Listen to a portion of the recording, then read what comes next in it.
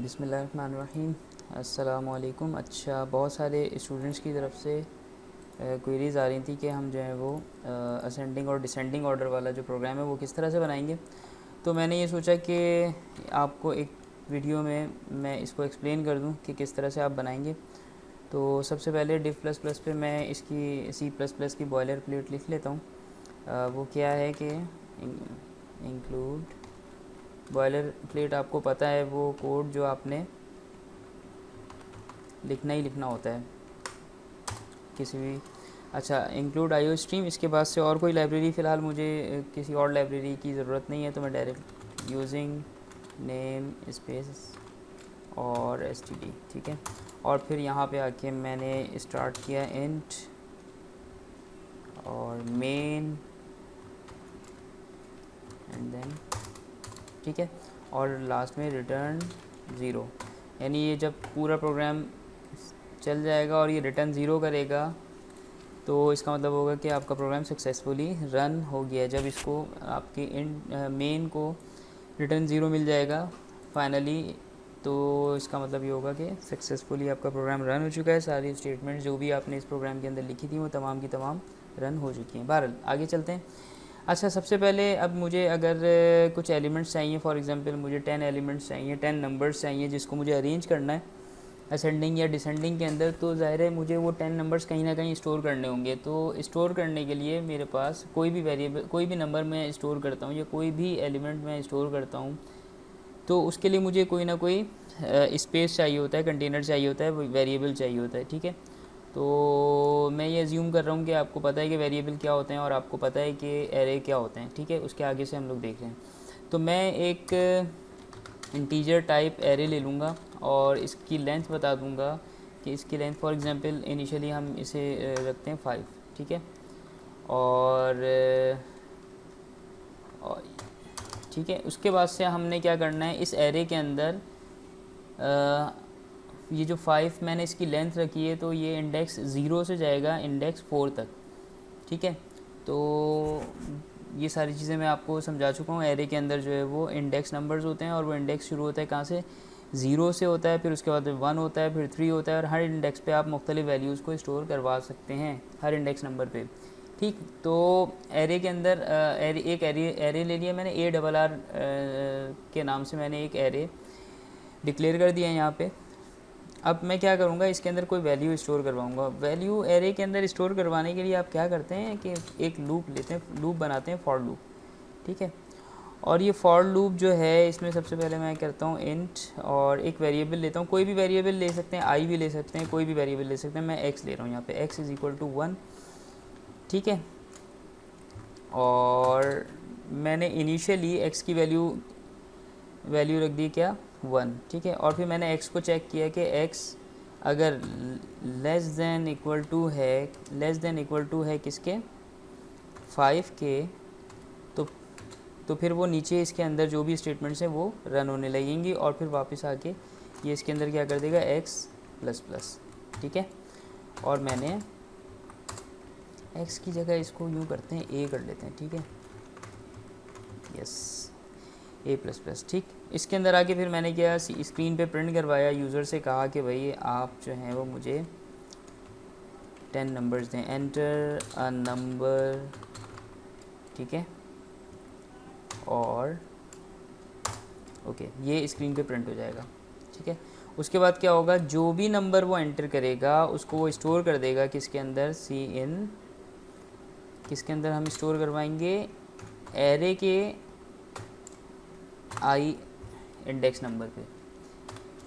यानी क्या हुआ, ये एरे चलेगा, सबसे पहले वो क्या कहेगा, आई नहीं सॉरी, यहाँ आएगा ए, मैंने ए लिखा है ना यहाँ, ठीक है। तो ए इज़ इक्वल टू क्या है, 1। आके इसने चेक किया ए लेस देन इक्वल टू 1 है, हाँ, ए लेस देन इक्वल टू 5 है, हाँ, ये जो है वो ए की वैल्यू अभी क्या है, 1 है, फर्स्ट टाइम जब चल रहा है। तो इसकी वैल्यू जो है वो क्या है, तो a इक्वल टू 1 मैंने असाइन की हुई है। यहाँ आके उसने चेक किया कि a की value less than equal to 5 है, हाँ, लेस देन 1 जो है वो लेस देन है 5 से, 5 के, तो फिर ये अंदर आ जाएगा और इसको स्क्रीन पे डिस्प्ले करवाएगा। एंड देन जो भी यूज़र जो भी वैल्यू इनपुट करेगा वो उसको स्टोर कर देगा किसके अंदर, ए के अंदर। ए इस जगह पे कौन सी वैल्यू होगी, फर्स्ट टाइम जब रन हुआ है तो कौन सी वैल्यू होगी, 1, ठीक है ना। तो इस जगह क्या आ जाएगा, यानी जब ये प्रोग्राम रन हो रहा है तो इस जगह पे ए की जगह क्या होगा, 1 होगा, ठीक है। तो ARR के 1 इंडेक्स पे वो सेव करवा देगा वो नंबर जो यूज़र ने इनपुट किया होगा, ठीक है। उसके बाद से क्या होगा, ये दोबारा ऊपर जाएगा। दोबारा ऊपर जाने के बाद जो है वो दोबारा ऊपर जो जाएगा तो पहले उसके अंदर एक ऐड कर देगा, ठीक है, A++, और फिर उसके बाद से चेक करेगा कि ए की वैल्यू लेस देन 5 है या नहीं है। तो हाँ, ए की वैल्यू 1 से क्या हो जाएगी, उस वक्त 2 हो जाएगी, और 2 भी जो है वो लेस देन 5 है, इक्वल टू भी नहीं है, लेस देन 5 है। तो फिर वो वापस अंदर आएगा। अंदर आने के बाद से दोबारा से ये स्क्रीन पे प्रिंट करवाएगा, और फिर यहाँ पे इस दफ़ा इसकी वैल्यू क्या होगी, 2। तो इंडेक्स 2 के ऊपर, एरे के इंडेक्स 2 के ऊपर कौन सी वैल्यू स्टोर हो जाएगी, जो सेकंड टाइम में जो यूज़र ने वैल्यू डाली होगी वो एरे के इंडेक्स 2 के ऊपर स्टोर हो जाएगी। और इस तरह से ये कब तक चलता रहेगा, जब तक ए की वैल्यू क्या ना हो जाए, 5 ना हो जाए, ठीक है। इसके बाद क्या होगा, इसके बाद हम ये करके अभी देखते हैं, ठीक है ना। जिस तरह से मैंने ये इसे ज़रा मैं यहीं तक सिर्फ रन करता हूँ, तो आप देखिएगा मैंने रन किया। ओ, सबसे पहले ये कह रहा है कि भाई अब सेव तो कर दें, प्रैक्टिकल 11 है ये, और .cpp, ठीक है, सेव। इसने रन किया, रन करके, अच्छा मैं इसको ज़रा इसका साइज़ इंक्रीज़ कर लेता हूँ। ये सब आपको पता होना चाहिए। प्रॉपर्टीज़ में गया मैं, फ़ॉन्ट साइज़ इसका मैंने 24 कर दिया, बहुत ज़्यादा बड़ा हो गया ये भाई। यहाँ आके मैंने 16 कर दिया, 18 कर दिया, ठीक है, ओके, वहीं पर आ गए। खैर, तो आपने यहाँ पर एक नंबर ऐड करना है। मैंने ये 5 ऐड किया, फिर दोबारा इसने पूछा 3। अब क्या है, इंडेक्स 1 पे इसने 5 ऐड किया, इंडेक्स 2 के ऊपर इसने 3 ऐड किया है। अब ये दोबारा पूछ रहा है तो मैंने इसे 7 दे दिया, फिर इसके बाद से 8 दे दिया, और यहाँ अब ये बाहर आ गया। बाहर क्यों आ गया, क्योंकि इसके बाद से मैंने कुछ कहा ही नहीं इससे करने के लिए, तो बस उसने एरे के अंदर ये वैल्यूज़ इनपुट की, एंड देन ये इसने रिटर्न 0 किया और ये प्रोग्राम से बाहर आ गया, एग्जिट कर दिया, ठीक है। तो अब एक काम करता हूँ, ये जो मैंने इनपुट लिया है ना, इसको मैं ज़रा प्रिंट भी करवाता हूँ ज़रा प्रोग्राम से, अपने कंप्यूटर से। मैं इसको क्लोज़ करता हूँ, एक काम और कर लूँ, इसको थोड़ा सा मैं स्पेस दे देता हूँ, ठीक है ना। ओके, अब इसी तरह से जिस तरह से मैंने इनपुट लिया है ना, बिल्कुल इसी तरह से आपने क्या करना है, इसको प्रिंट भी करवाना है। प्रिंट कैसे करवाते हैं, बिल्कुल एक काम करता हूँ, इस पूरे एरे को मैंने कॉपी किया, बल्कि कॉपी नहीं कर रहा, आपको दोबारा से लिखता हूँ मैं। Program for integer i equal to 1, i को चेक करो कि वो लेस देन इक्वल टू 5 है। अगर है तो फिर क्या कर दो, उसके अंदर स्टेटमेंट्स रन हो जाएंगी, और फिर दोबारा से इसे कर देंगे क्या, i++। इसके अंदर स्टेटमेंट क्या आएगी, सिंपल सी आउट कर देगा ये किसको, ARR i को, सही है। इसमें क्या होगा, फर्स्ट टाइम जब आएगा तो ARR की वैल्यू क्या मिलेगी, इसे 1 मिलेगी। तो इसका मतलब है कि ARR1 यानी एरे के इंडेक्स 1 के ऊपर, यानी यहाँ पे क्या आएगा, फर्स्ट टाइम में जब ये रन होगा तो 1 होगा, तो एरे के इंडेक्स 1 के ऊपर क्या प्रिंट हो जाएगा, जो भी उसके अंदर वैल्यू होगी फर्स्ट टाइम वो स्क्रीन पे प्रिंट हो जाएगी, ठीक है।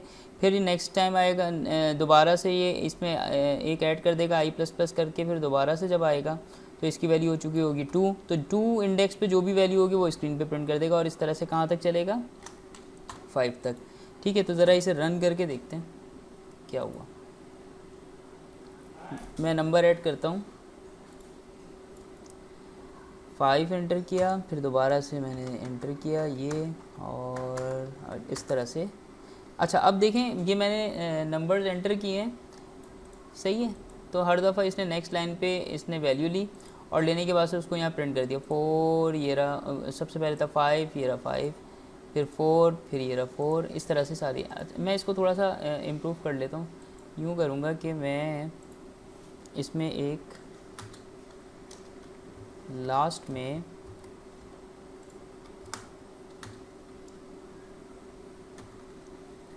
एस्केप सीक्वेंस में मैं इसे कर देता हूँ नेक्स्ट लाइन में, ठीक है। तो हर दफ़ा ये क्या चला जाएगा, या फिर यहाँ पे मैं एंड एल भी कर सकता हूँ, एंड एल, एंड लाइन, ठीक है। अब ये देखें आप ज़रा, जल्दी जल्दी से मैं एंटर करता हूँ और इसने ये मुझे प्रिंट करके दे दिया है, ठीक है। अच्छा, अब क्या हुआ ये कि यहाँ से उसने वैल्यूज़ इनपुट ली, एरे के अंदर सेव करवाई और उसके बाद से उसने यहाँ पे प्रिंट कर दिया। अब जो एक काम रह गया वो ये कि अभी क्या हो रहा है, अभी वो जो कुछ भी, तो अब ये करना है हमें कि अभी उसने क्या किया है, अभी वो सिंपल जो वैल्यूज़ हम दे रहे हैं वो एग्जैक्टली उसी तरह से हमें प्रिंट करके दे रहा है। मैंने कहीं कोई गड़बड़ की है, एक मिनट। अच्छा हाँ, ये हो गया एंड एल,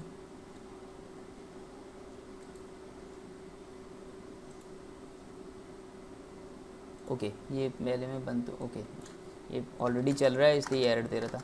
अभी उसने क्या किया है कि बिल्कुल सेम उसी तरह, दोबारा से रन करते हैं, ये एग्जिट कर गया, वैल्यूज़ दे रहा हूँ मैं, ठीक है। तो उसने बिल्कुल जिस तरह से इनपुट लिया उसी तरह से इसने प्रिंट कर दिया। अब क्या रह गया है, इसको सॉर्ट करना है हमें, हमने असेंडिंग ऑर्डर के अंदर इसको लेकर आना है। तो असेंडिंग ऑर्डर के अंदर लाने के लिए मुझे बीच में एक काम करना पड़ेगा, इसको अरेंज करवाना पड़ेगा। अब ये अरेंज कैसे करवाएंगे, ये बहुत, यानी इसका जो कोर पार्ट है आपके मतलब इस पूरे प्रोग्राम का, हम उस तरफ आ रहे हैं। तो ज़रा इसे गौर से देखिएगा। हम क्या करते हैं, इस प्रिंटिंग वाले पार्ट को, ज़ाहिर है आखिर में हमें प्रिंट तो करवाना ही है, तो इसको हम ऐसे ही रहने देते हैं और यहाँ आके हम कुछ काम करते हैं। हम सबसे पहले क्या करेंगे, सबसे पहले हमने, अब देखें एरे के अंदर हमें जब इसे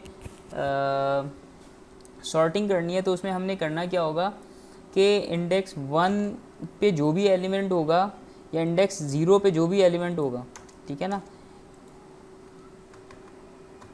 इंडेक्स 0 पे जो भी एलिमेंट होगा उसको मैं कंपेयर करवाऊँगा किसके साथ, उसके नेक्स्ट एलिमेंट के नेक्स्ट इंडेक्स नंबर के साथ कंपेयर करवाऊँगा, जो होगा क्या 1। अगर 0 का इंडेक्स जो है वो ग्रेटर देन होगा किससे, 1 से, तो उसको क्या कर देगा, वो यहाँ से उठा के यहाँ रख देगा और इसको इसकी जगह पे रख देगा, ठीक है। अब ये वाला काम, ये चीज़ अचीव कैसे करेंगे, इसको ज़रा गौर से देखते हैं। तो सबसे पहले मैं इसमें एक लूप लूँगा और इस लूप के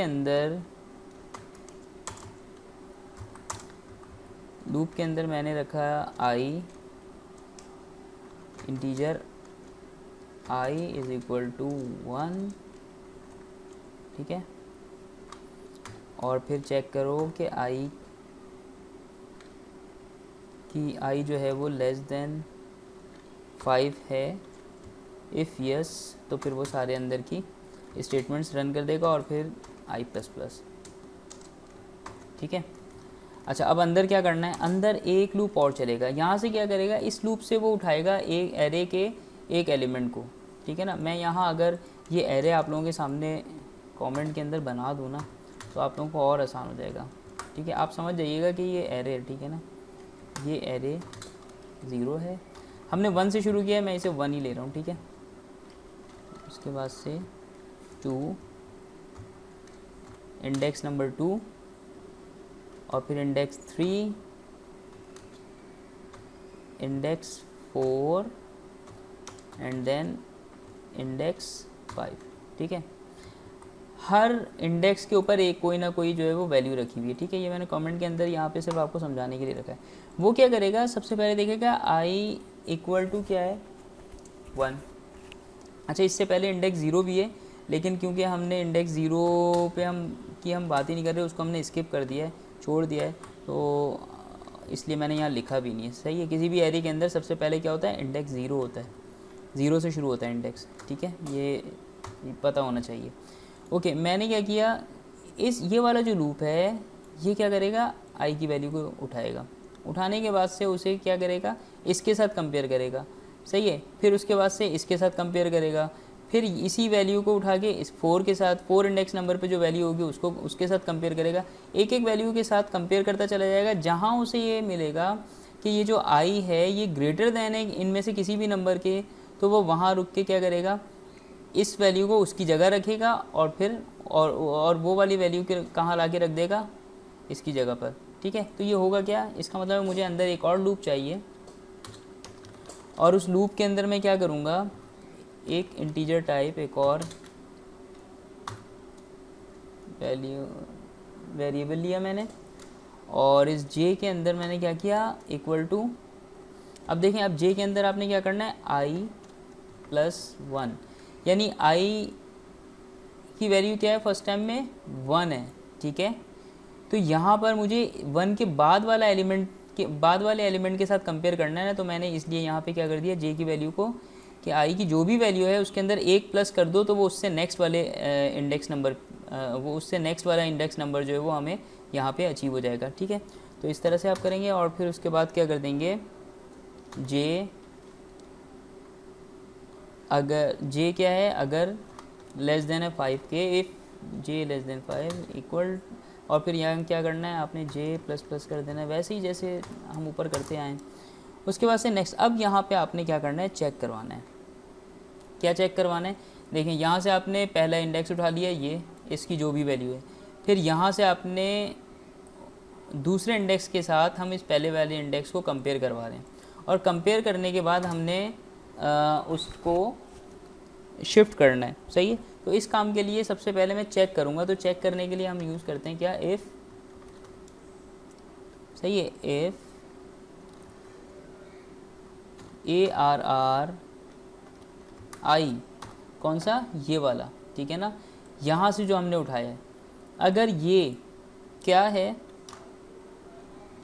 ग्रेटर देन है किसके, ARR J के, तो क्या करे वो, देखें अब क्या करना है। मैंने आप लोगों को बताया था इससे पहले स्वैपिंग किस तरह से आप करते हैं, यानी अगर आपके पास दो वेरिएबल्स हैं और दोनों वेरिएबल्स को आपने एक दूसरे से एक्सचेंज करना है, तो उसके लिए आपको क्या चाहिए होता है, एक और वेरिएबल चाहिए होता है जिसके अंदर आप फॉर एग्जांपल वेरिएबल ए को टेम्परेरी कहीं रखते हैं, सही है, और फिर वेरिएबल बी की वैल्यू को उठा के रखते हैं ए के अंदर, और फिर ए के अंदर जो है वो, और फिर दोबारा से टाइम के अंदर जो हमने ए की वैल्यू रखी है उसको उठा के रख देते हैं बी के अंदर, ठीक है। यानी क्या करना है, अगर नहीं समझ में आया अभी, तो अब यहाँ देखें, अभी समझ में आएगा। मैंने एक टेम्परेरी एक एरे ले लिया, ठीक है ना, टेम्प के नाम से, सही है।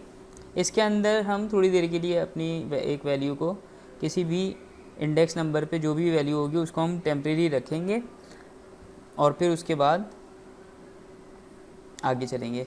उसके बाद क्या करेंगे, देखें अब मैंने क्या किया, इस टेम्प के अंदर रख दिया किसको, अगर देखें, अगर ARRI यानी जो भी इसके अंदर वैल्यू है इस इंडेक्स नंबर पे, अगर वो ग्रेटर हुई किसके, ARR यानी एरे J के, यानी इस वेरिएबल के अंदर इस इंडेक्स नंबर पे जो भी वैल्यू है इससे अगर ये ग्रेटर हुई, तो वो क्या करेगा, पहले ARRI को रख देगा किसके अंदर, मैं इसके अंदर रख देता हूँ टेम्प के अंदर, ठीक है, ARRI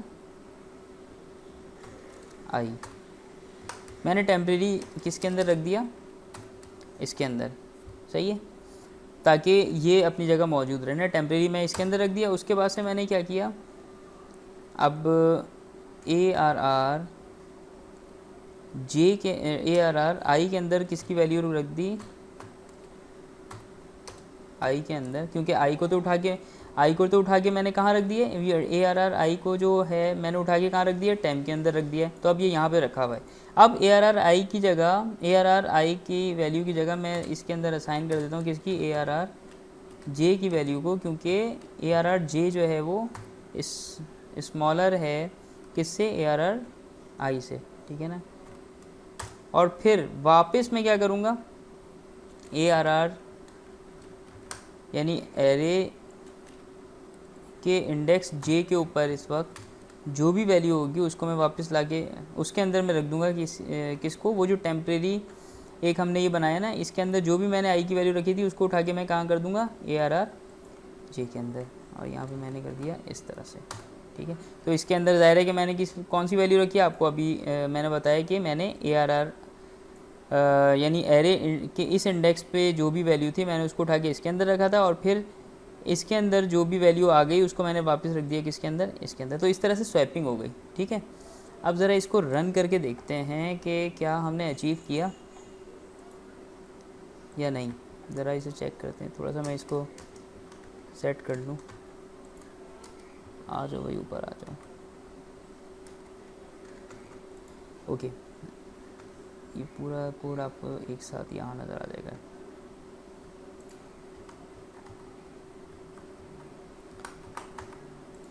अब ज़रा इसे रन करें।